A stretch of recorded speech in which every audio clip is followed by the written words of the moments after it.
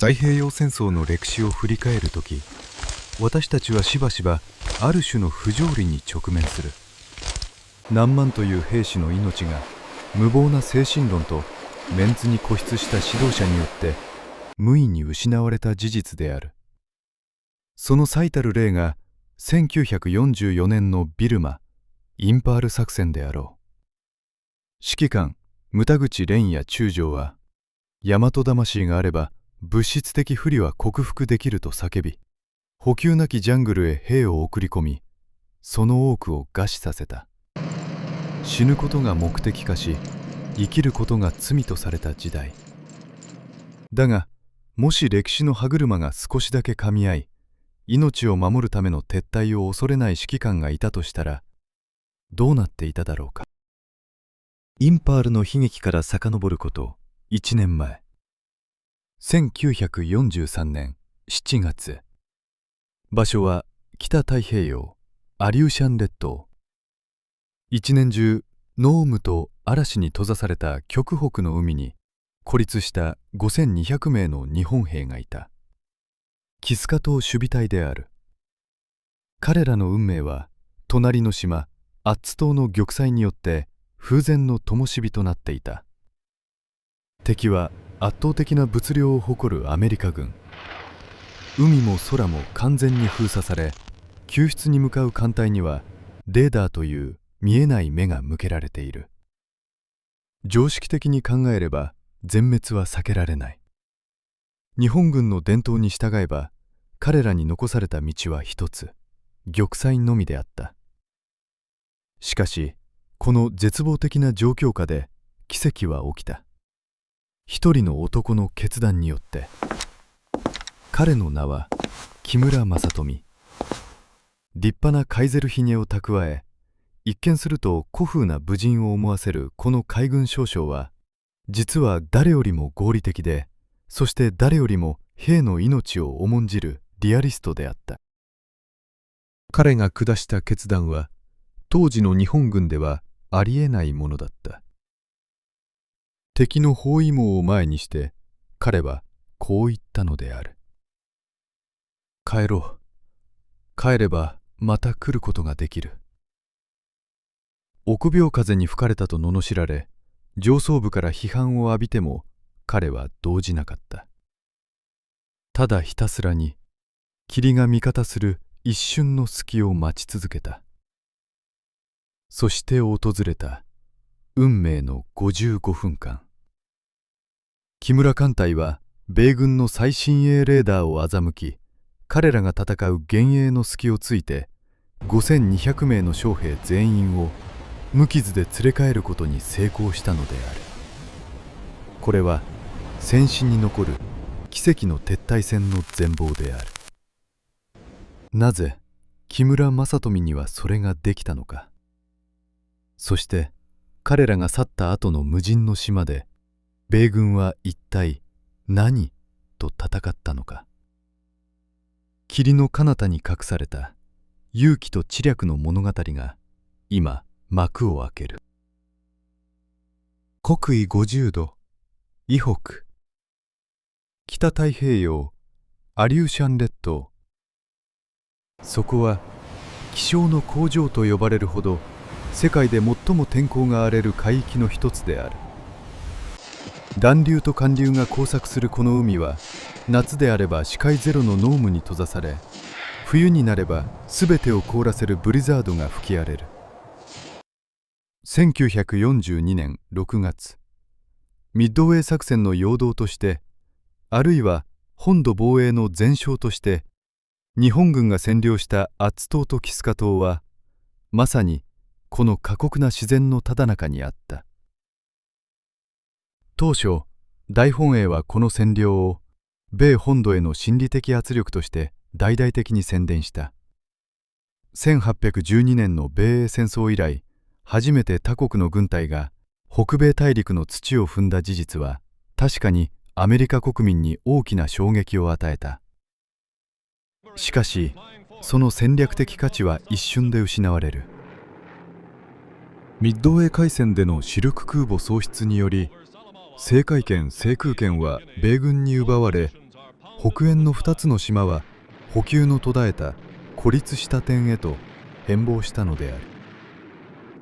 1943年5月、米軍はアッツ島の奪還を決断した。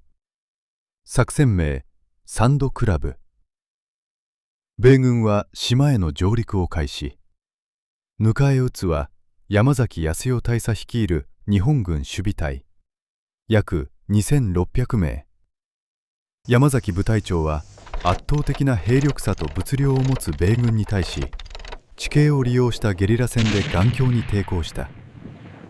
彼らは岩陰に潜み、東土を掘り、米軍を苦しめたが、制空権を完全に掌握された状況下で、本土からの増援は絶望的だった。5月29日、アッツ島守備隊は最後の瞬間を迎える。機密書類は焼却せり、これより突撃を敢行す。傷ついた体を引きずり、使える武器は何でも手に取り、彼らは最後の突撃へと向かった。守備隊約2600名は玉砕。生存者は意識不明の重傷者などわずか28名に過ぎなかった。この悲劇をすぐ隣で聞いていた者たちがいる。アッツ島の東、約300キロに位置するキスカ島の守備隊である。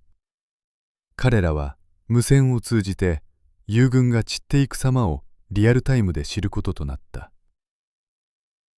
キスカにはアッツの5倍にあたる約5200名の兵士がいる。陸軍の北海守備隊と海軍の第51根拠地帯。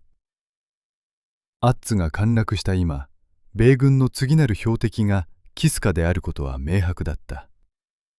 放置すればアッツ島の二の舞となることは確実である。通常、日本軍のドクトリンにおいて、撤退は敗北と同義であり、容易に認められるものではなかった。玉砕して名誉を守れ。それがこれまでの軍の常識であり、呪縛であった。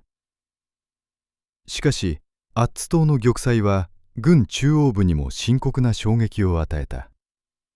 昭和天皇からも兵士たちが無意に失われていくこと、そして貴重な大型潜水艦が成果の乏しい輸送作戦で消耗していくことに対し、深い懸念が示された。もはやメンツだけで兵を見殺しにすることは許されなかった。現場の窮状と高まる危機感。ここで大本営は開戦以来稀に見る極めて現実的な戦略転換を行う。5月20日、アッツ島放棄、キスカ島撤退の方針を内定し、翌21日に正式決定した。それはメンツよりも兵力の温存という実利を優先した決断であった。作戦名は華豪作戦。健康一滴の一文字を取ったこの作戦は、米軍の重厚な包囲網の中をくぐり抜け、兵士たちを連れ帰るという、軍事常識からすれば不可能に近いミッションであった。日本海軍はまず、隠密性に優れた潜水艦による救出を画策した。しかし、彼らはまだ知らなかった。北太平洋の霧の向こうで、米軍の技術力が潜水艦という希望を無慈悲に打ち砕こうとしていることを。5月下旬、アッツ島が最後の通信を絶とうとしていた頃、海の中ではすでにキスカ島守備隊を救うための第1弾、第1期華豪作戦が動き出していた。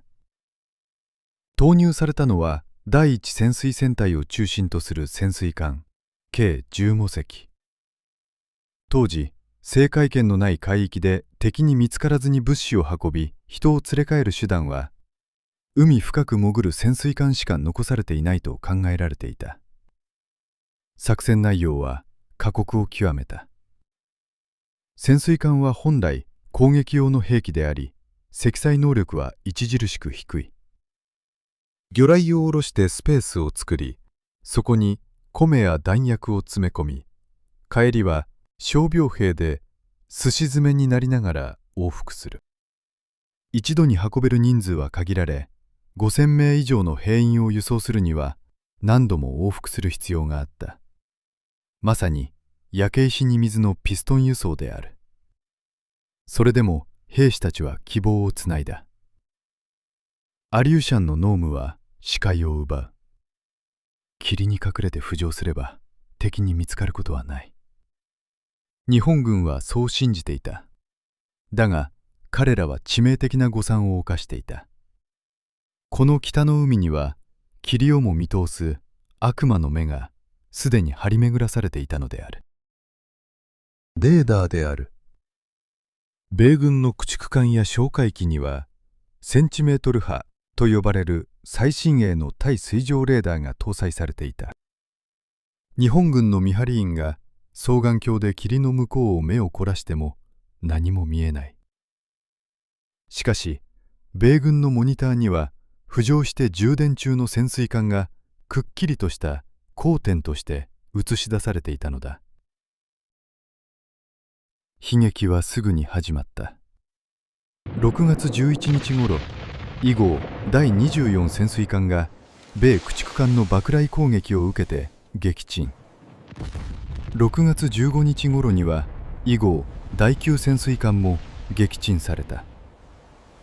見えない敵からの正確無比な砲撃、浮上した瞬間に降り注ぐ爆雷。潜水艦乗りたちは霧の中で裸にされている恐怖に震えた。自分たちは見えていないのに相手からは丸見えなのだ。技術の格差は精神力では埋めようがなかった。そして6月22日、決定的な敗北が訪れる。潜水船体の主力であった以後第7潜水艦がキスカ島沖で捕捉された。濃霧の中、浮上航行中に米駆逐艦から突然の集中砲火を浴びる。司令塔が破壊され、艦長以下多数が戦死。艦は必死の応戦の末、キスカ島の海岸に座礁し放棄された。その無残な残骸は守備隊の兵士たちの目の前で作戦の失敗を告げる墓標となった。6月下旬までに参加した潜水艦は甚大な被害を受けた。これだけの犠牲を払いながら救出できたのは傷病兵ら約800名のみ。まだ島には4000名以上の兵士が取り残されている。これ以上の継続は貴重な潜水艦戦力を無駄にすり減らすだけだ。海軍内部のみならず昭和天皇からも懸念が示され、6月下旬、潜水艦による撤収作戦はついに中止された。それはキスカ島の見捨てられた兵士たちにとって死刑宣告にも等しい絶望であったはずだ。万策尽きたかと思われた。だがこの行き詰まった状況を打破するために日本海軍は常識外れの賭けに出る。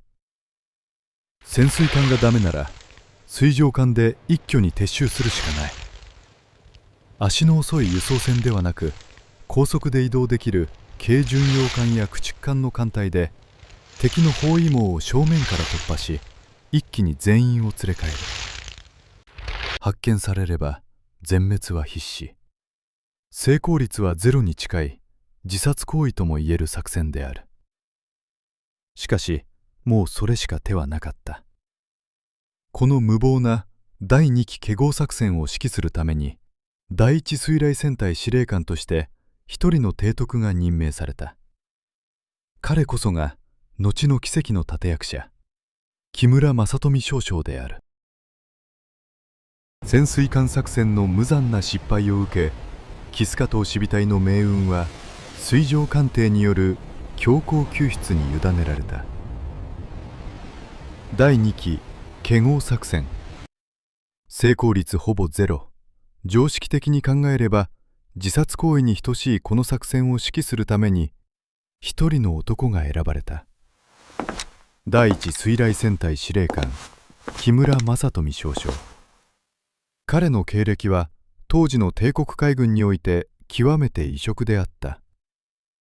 海軍兵学校の卒業成績いわゆるハンモックナンバーは118人中107番。エリート街道とは無縁の現場叩き上げのシーマンである。立派なカイゼルヒゲを蓄え、一見すると明治の武人のようだが、その本質は成績やメンツよりも実利と人命を重んじる徹底したリアリストであった。木村には彼の人となりを象徴する有名なエピソードがある。この作戦の前年、彼がインド洋で通商破壊戦に従事していた時のことだ。敵の輸送船を攻撃した際、彼は即座に撃沈することはしなかった。乗員たちが救命ボートで脱出するのをじっと待ち、全員の退避を確認してからようやく魚雷を放った。その際、機銃を構えた部下が敵兵を撃とうとするのを見て、彼は艦橋から身を乗り出し、こう怒鳴ったという。撃っちゃいかんぞ。敵であっても無益な殺傷は避ける。この武士道精神こそが木村正富という男の根本にあった。また彼はこの直前、南太平洋でのビスマルク海海戦ダンピールの悲劇を経験し、自身も重傷を負っている。制空権のない海域への強引な輸送がいかにむごたらしい結果を招くか、海を埋め尽くす3000名の遺体を前に、彼は骨の髄まで理解していた。だからこそ彼は誓った。二度と無駄死にはさせない。と。木村の作戦構想は極めてシンプルだが実行困難なものだった。霧が出るのをひたすら待つ。霧に隠れて突入し、霧に紛れて脱出する。逆に言えば、霧が出なければテコでも動かない。彼は千島列島の最北端パラムシルフ地に艦隊を集結させると、じっと気象図を睨み続ける日々を送った。7月7日、最初のチャンスが訪れた。キスカ方面、濃霧の予報。木村は直ちに艦隊を出撃させた。旗艦阿武隈を先頭に北太平洋の荒波へ乗り出す。しかし現地の天候は猫の目のように変わる。キスカ島に近づくにつれ、期待していた霧は予想よりも薄くなり、あるいは晴れ間すら覗くようになった。木村は慎重だった。島に近づいては離れ、霧の動きに合わせて複雑な軌道を繰り返し、突入の機会を伺い続けた。だが時間は無情に過ぎていく。艦隊の燃料には限りがある。待機を続ければ続けるほど帰りの燃料がなくなる。7月10日、11日、12日。霧は出ない。焦りが艦橋の空気を重く支配していった。そして7月15日。もはや燃料の残量は限界ギリギリに達していた。今日突入しなければそのまま引き返すしかない。司令官、どうされますか。参謀たちの視線が突き刺さる。ここまで来たのだ。手ぶらで帰れば臆病者の烙印を押される。誰もが突撃の命令を予感していた。その時、偵察機から無情な報告が入る。キスカ島周辺、視界良好。霧は晴れていた。青空が広がるキスカ島。そこへ突入すれば、待ち構える米艦隊と航空機の格好の餌食になることは確実である。木村は静かに口を開いた。その声は驚くほど落ち着いていたという。帰ろう。艦橋の将校たちは耳を疑った。敵を目の前にしての撤退。司令官、しかし。参謀の一人が食い下がる。今帰れば二度とチャンスはないかもしれない。何より大本営が黙っていない。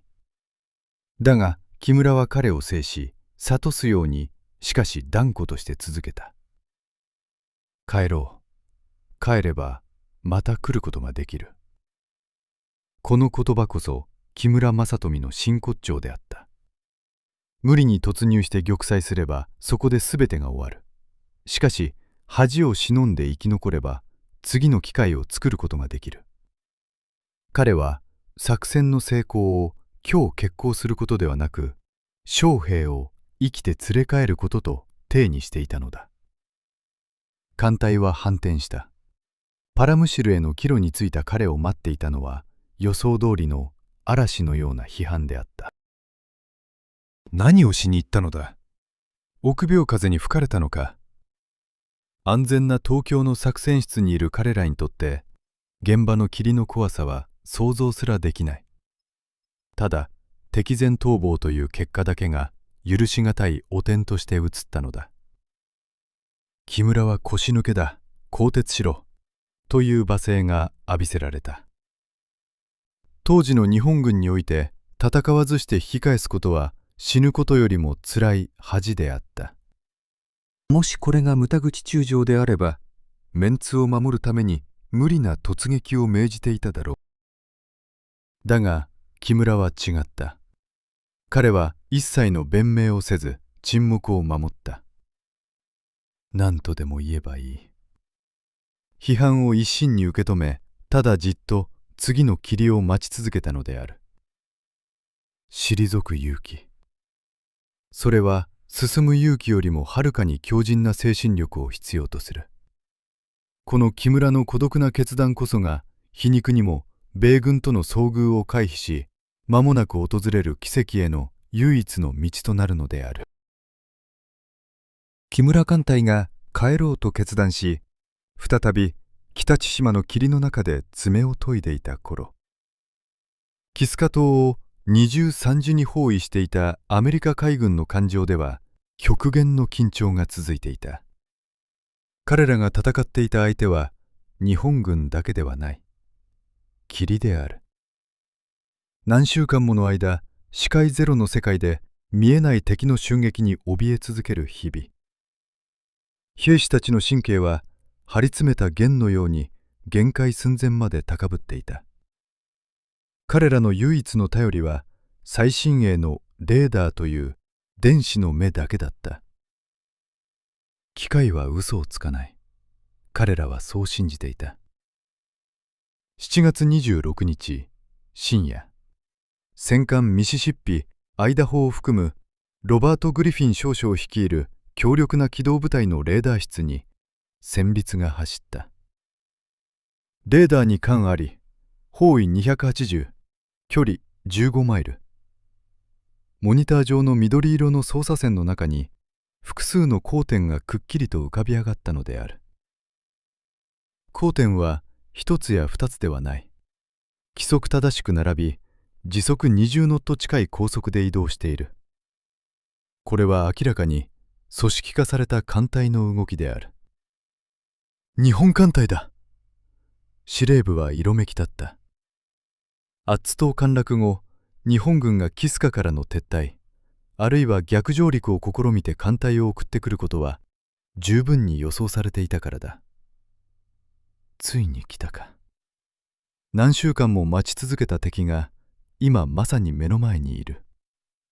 グリフィン少将は迷うことなく攻撃命令を下した。7月27日午前0時13分。全艦射撃開始。戦艦の巨大な14インチ36センチ主砲が火を吹いた。轟音がアリューシャンの静寂を引き裂き、オレンジ色のマゼルフラッシュが濃霧を不気味に照らし出す。戦艦から518発、巡洋艦から487発、計1000発以上の巨弾がレーダーが指し示す敵めがけて雨あられと撃ち込まれた。戦闘は一方的かつ狂気を帯びていた。現場の兵士たちからは次々と緊迫した目撃報告が上がる。敵巡洋艦炎上。魚雷の航跡が見える。敵艦の単焦塔を確認。彼らは確かに見ていたのだ。霧の中で揺らめく波動を魚雷と見間違え、砲撃の閃光を敵のサーチライトだと錯覚した。極度の緊張と恐怖、そしてそこに敵がいるはずだという強い思い込みが集団幻覚を作り出していたのである。誰か一人が見たと叫べば、隣の兵士も俺も見たとなる。恐怖は感染し、増幅し、何もない海上にリアルな敵艦隊を出現させたのだ。砲撃は約30分間続いた。レーダー上の光点が一つまた一つと消滅していく。敵艦隊撃滅。米軍は勝利を確信し、歓喜に沸いた。日本軍の救援部隊を海の藻くずにしてやったのだ。これでキスカ島の運命は決まったと。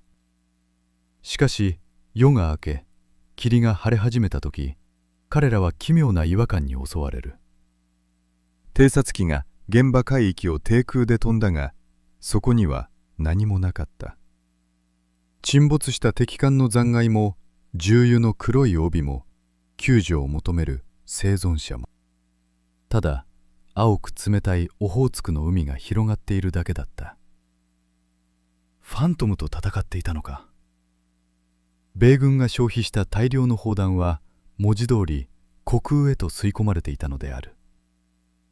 後にピップスの戦いと呼ばれることになる戦史上稀に見る怪事件である。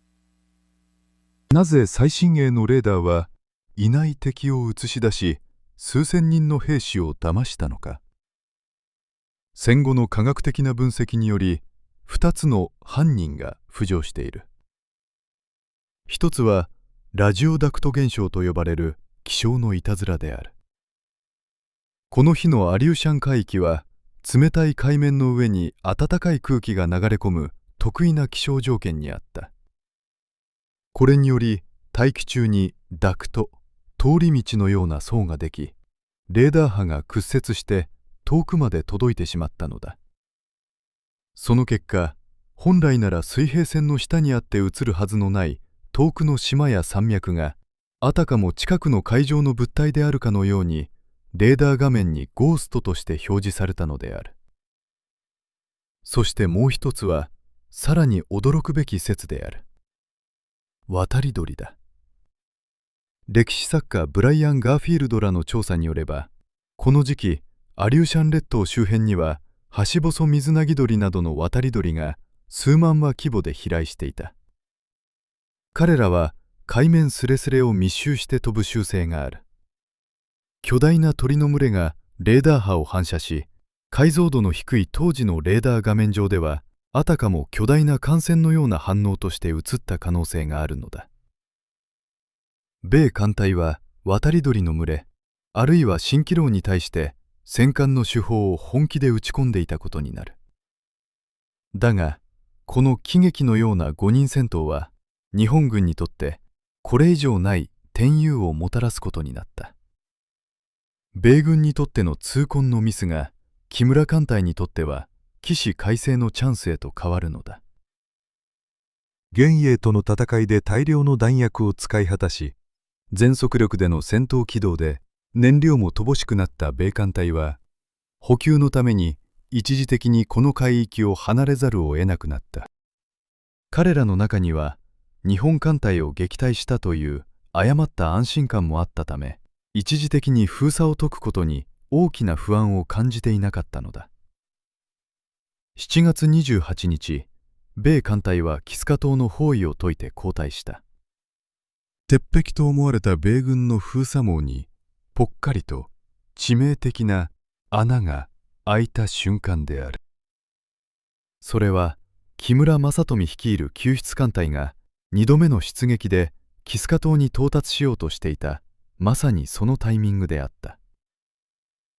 科学技術の過信が生んだ盲点と人間の心理的バイアス、そして偶然のタイミング、すべての条件が奇跡の55分間に向けて整いつつあった。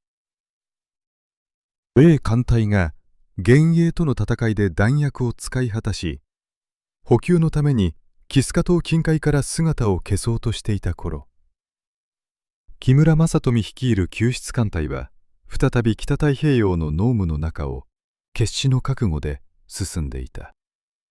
7月22日、パラムシルを出撃。一度目の撤退で臆病者と批判を浴びた彼らにとって、これが名誉挽回のラストチャンスであった。今度こそ連れて帰る。その決意とは裏腹に、魔の海は彼らを容易には通さない。7月26日、米軍がピップスの戦いを繰り広げていたまさにその日、木村艦隊もまた作戦崩壊の危機に瀕していた。視界ゼロの濃霧の中、恐れていた事態が起きたのである。多重衝突事故だ。突如、霧の中からぬっと現れた解剖艦国後があろうことか旗艦阿武隈の左舷中央部に激突した。衝撃が走り、金属がひしゃげる嫌な音が響く。さらに混乱は連鎖した。後続の駆逐艦初霜が回避しようとして若葉に衝突。その弾みで長波にも接触するという玉突き事故が発生したのである。若葉は艦首を大きく損傷し、艦隊速力についていけなくなった。バカ者、何をやっているんだ。艦橋には怒号が飛び交い、空気は凍りついた。敵と会う前に味方同士でぶつかって沈むのか。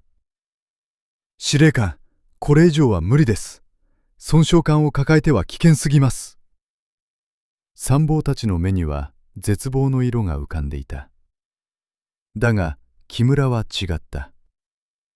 前回の冷静な撤退とは打って変わり、今回は鬼のような形相で言い放った。若葉は単艦で帰投させろ。初霜は補給隊へ回せ。残りの艦だけで行く。事故により貴重な駆逐艦戦力が2隻も突入部隊からそがれてしまった。それでも彼は止まらなかった。彼は知っていたわけではない。しかし野生の勘とでも言うべきものが告げていたのかもしれない。今行かなければならないと。皮肉なことに、この事故による数時間の遅れが結果的には米軍との遭遇を避けるための神が仕組んだ絶妙な時間調整となったのである。7月29日、傷つき数を減らした艦隊はついにキスカ島に肉薄した。木村は米軍のレーダーを警戒し、島の南側から山陰に隠れるようにして接近する大胆なコースを取った。相変わらず霧は深い。隣を行く両艦の姿すら見えないホワイトアウトの世界。本当にたどり着けるのか。不安がピークに達した午後1時40分。艦隊がキスカ湾の入り口に差し掛かったその瞬間、奇跡が起きた。それまで全域を分厚く覆っていた濃霧がまるで舞台の幕が開くように、キスカ湾の上空だけさーっと晴れ上がったのである。雲の切れ間から太陽の光が差し込み、穏やかな湾内が黄金色に輝いた。見えた、キスカだ。見張り員が叫んだ。視界が開けた湾内には、撤退準備を整え何日も海岸で待ち続けていた守備隊5200名が、アリの這い出る隙間もないほどびっしりと海岸を埋め尽くしていた。上空は晴れているが、湾の外は濃霧の壁に守られている。敵からは見えず、こちらからは見える。まさに天佑神助。木村はこの千載一遇の機を逃さなかった。総員、撤収作業開始。制限時間は1時間。急げ。ここから戦死に残る早業が始まった。守備隊が用意していたダイハツがエンジン全開で岸と艦の間をピストン輸送する。兵士たちはひげも髪も伸び放題、軍服はボロボロで泥だらけだったが、その目は生気を取り戻していた。助かったんだ。彼らは我先にと駆逐艦の縄ばしごを登り、甲板へとなだれ込んだ。定員オーバーなどお構いなし。艦内は立水の余地もないほど詰め込まれた。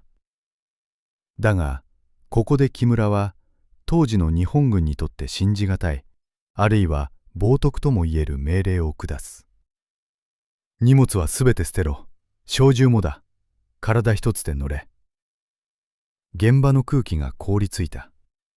陸軍の兵士たちにとって小銃は単なる武器ではない。天皇陛下からお預かりした兵器であり、命よりも重い魂そのものであった。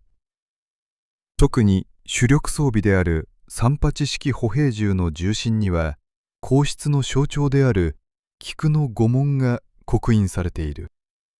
これを適材に捨てることは最大の不敬であり、死に値する重罪だった。銃を捨てろとは何事か。陸軍将校の一部は猛反発した。武器を捨てておめおめと帰れるか。貴様らは海軍だからわからんのだ。現場では怒号が飛び交い、銃を抱いて泣き崩れる兵士もいた。銃を捨てて帰れば、たとえ生きて戻っても軍法会議が待っているかもしれない。その恐怖が彼らを縛りつけていた。木村が海軍の論理だけで押し切ろうかとしたその時である。一人の陸軍参謀が進み出て叫んだ。捨てろ！構わん！樋口司令官からのご命令だ。陛下がお預けになったのは兵器ではない、兵隊だ。兵器を捨てたことで非難があれば、私が腹を切る。木村、頼む。一人残らず連れて帰ってくれ。司令官は腹を切る覚悟で我々を返そうとしているんだ。命より重い銃などない。司令官の顔に泥を塗るつもりか。捨てろ！聞いた通りだ。責任はすべて我々が取る。体一つで乗れ。この言葉が呪縛を解いた。司令官が責任を取ると言ってくれている。兵士たちは泣きながら、あるいは銃剣で菊の御紋を削り取ってただの鉄にしてから愛銃を次々と海へ投げ捨てた。冷たいキスカの海に無数の小銃が沈んでいく。それは日本軍がメンツや形式という重りを捨て、ただ純粋に生命を選び取った歴史的な瞬間であった。午後2時35分。作業開始からわずか55分。当初の予定よりも早く5200名全員の収容が完了した。全艦出港！定員をはるかに超える兵士を満載し、喫水船を深く沈めた艦隊は全速力でキスカ湾を離れた。その直後である。今まで湾内を照らしていた太陽が隠れ、再び分厚い霧が島と海を覆い尽くした。まるで日本軍の脱出を見届けてから幕を下ろすかのような完璧なタイミングであった。米軍の包囲網に開いた穴。偶然起きた衝突事故による時間調整。ここぞという時に晴れた霧。そして武器を捨てさせた指揮官の決断。これらすべてが奇跡的にかみ合った55分間。艦隊は亡霊のように静かに、しかし確実に死の海域から遠ざかっていった。誰一人欠けることなく無人の島を残して。だがその背後にはどうしても連れて行くことのできなかった小さな命たちが悲しげに吠え続けていた。日本軍が奇跡の撤退を完了してから約2週間後、1943年8月15日、何も知らないアメリカ軍はキスカ島奪還のためのコテージ作戦をついに発動した。戦艦、巡洋艦、駆逐艦を含む100隻以上の大艦隊が島を完全に包囲した。彼らは本気だった。いや、恐怖していたと言ってもいい。西のアッツ島での戦いで日本軍が見せた狂信的な万歳突撃と死ぬまで降伏しない徹底抗戦、その記憶が連合軍兵士の脳裏に焼き付いていた。キスカにはアッツの倍5000以上の日本兵がいる。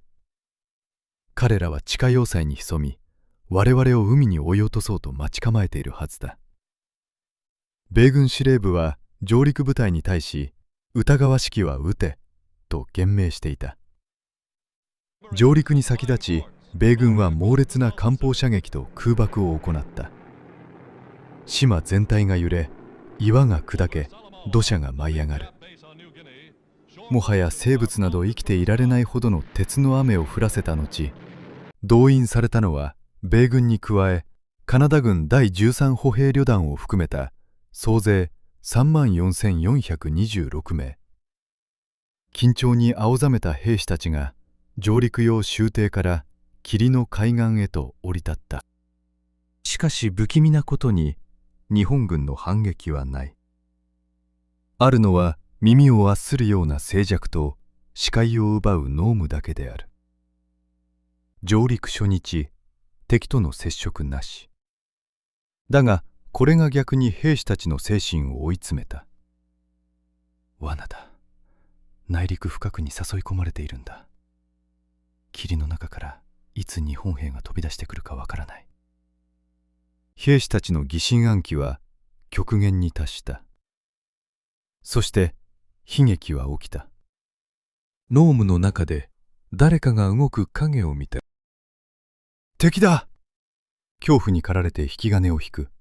その銃声に反応して別の方向から射撃が返ってくる。撃たれた！日本軍の狙撃兵だ！パニックはウイルスのように感染した。米軍部隊とカナダ軍部隊が霧の中で互いを敵と誤認し、激しい銃撃戦を演じてしまったのである。特に装備や軍服の色が異なるカナダ兵が霧の中では日本兵に見間違えられ、友軍の射撃対象となった。見えない敵に向かって手榴弾が投げられ、機銃が乱射され、味方の弾丸が味方を貫いた。死者の多くは皮肉にも友軍の銃弾によって倒れたのである。悲劇は陸の上だけではなかった。8月18日未明、哨戒中の米駆逐艦アブナー・リードがキスカ湾内で大爆発を起こした。日本軍が撤退時に敷設していった機雷に触れたのである。艦尾が吹き飛ばされ、海に投げ出された水兵たちは重油まみれの冷たい海でもがき苦しんだ。この一撃だけで71名もの尊い命が失われた。敵が一人もいない無人の島で連合軍は幻影と戦い、そして日本軍が残した置き土産に翻弄され続けた。その結果、死者92名、負傷者221名、塹壕足などの戦病者を含めると被害はさらに膨れ上がる。合計300名以上もの死傷者を出すという戦死稀に見る不条理な損害を被ったのである。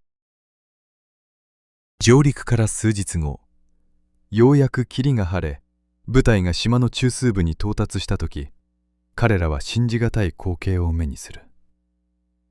そこには整然と片付けられた兵舎と破壊された兵器の残骸があるだけだった。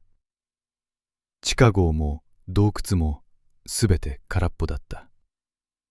日本兵は一人もいなかったのだ。彼らは消えたのか。狐につままれたような米兵たちの前に唯一生きた敵が姿を現した。一匹の犬である。日本軍が連れて行くことができず、涙を飲んで置き去りにした軍用犬たち。そのうちの一匹、生後数ヶ月の白黒の子犬が瓦礫の中から米兵たちの前にとことこと現れたのだ。米兵たちは警戒して銃を構えたが、その犬は尻尾を振っていた。彼らはその犬を保護し、エクスプロージョンと名付けた。日本軍の弾薬庫の近くで見つかったからとも、爆撃の中でも生き延びたからとも言われている。この小さな捕虜だけがこの殺伐とした戦いにおける唯一の癒しとなった。さらに日本軍の兵舎にはこんなメッセージが残されていた。Sleeping here, brave air heroes who lost youth and happiness for their motherland. July 25th. そして軍医が残したと思われる看板も見つかった。ペスト患者収容所。米軍はこれを真に受け、本国へ緊急打電し、大量のワクチンを取り寄せる大騒ぎとなった。もちろん、これは日本軍による最後のジョーク、あるいは時間稼ぎのハッタリであったが、米軍は最後の最後まで日本軍の幻影に踊らされ続けたのである。3万4千人の大軍に対し敵兵力ゼロ。それでも300人以上の血が流れたコテージ作戦。それは情報を持たず恐怖に支配された組織がいかに脆いかを示す残酷な教訓となった。5200名の日本兵は誰一人として血を流すことなく完全なる勝利を収めて去っていた。残されたのは疑心暗鬼で傷ついた米兵たちと一匹の犬。歴史上稀に見る完全撤退の幕切れはあまりにも皮肉で静かなものであった。5200名の命を乗せた木村艦隊は無事に北千島パラムシルへと帰還した。埠頭に降り立った兵士たちは泥だらけの顔を見合わせ、生きて祖国の土を踏めた喜びにむせび泣いた。彼らの多くはその後北千島や北海道の防備につき再び戦場へと赴いたが、少なくともこの時彼らの命は無謀な玉砕から救い出されたのである。作戦成功の報は敗色濃厚な日本中に駆け巡った。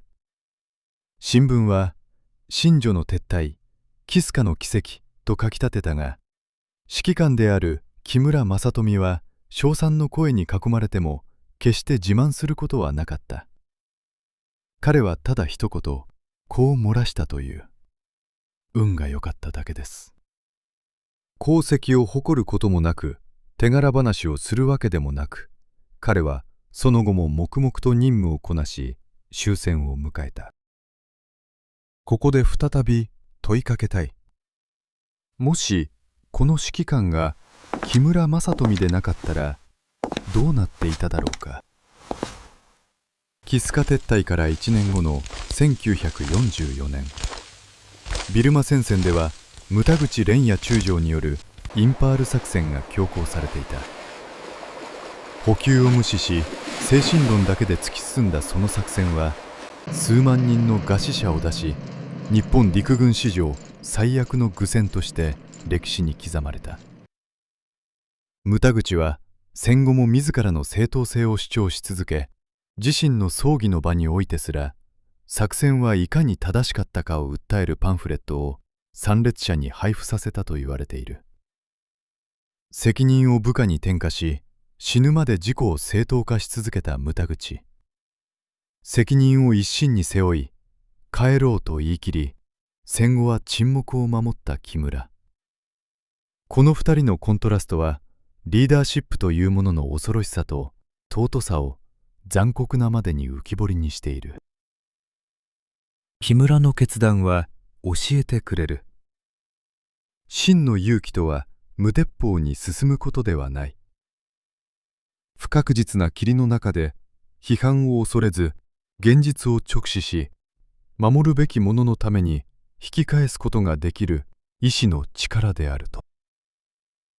帰ればまた来ることができる。その言葉通り5200名の将兵は故郷へ帰ることができた。しかし彼らが去った後のキスカ島には今も錆びついた高射砲や朽ち果てた特殊潜航艇の残骸が深い霧の中にひっそりと眠っている。かつてここで敵味方が幻影と戦い、多くの血と涙が流されたことを記憶するかのように。霧の奇跡、それは狂気の時代において人間が人間らしくあろうとした理智と勇気の物語であった。